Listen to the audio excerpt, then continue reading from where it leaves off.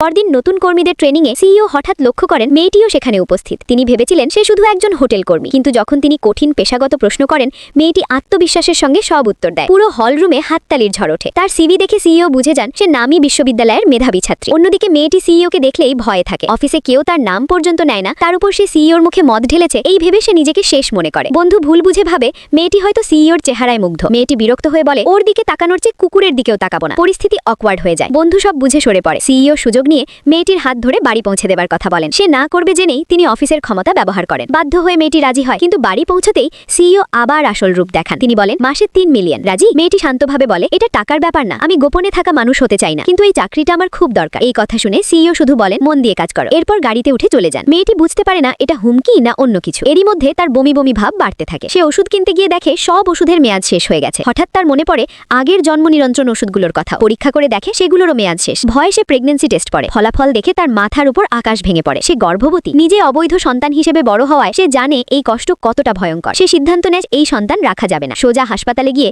সিইওর সেই বন্ধুর কাছেই যায়। দৃঢ়ভাবে বলে, আমি গর্ভপাত করতে চাই। ডাক্তার আর কিছু না বলে অপারেশনের ব্যবস্থা করে। মেয়েটি ভাঙা মন নিয়ে বেরোতেই হঠাৎ সিইওর সঙ্গে মুখোমুখি হয়। সব শুনে সিইও হতভম্ব হয়ে বলে, ও গর্ভবতী? ডাক্তার উত্তর দেয়, ভুল হবার প্রশ্নই নেই, ও এখন অপারেশন থিয়েটারে। সিইও দৌড়ে চিৎকার করে ওঠে, অপারেশন থিয়েটার?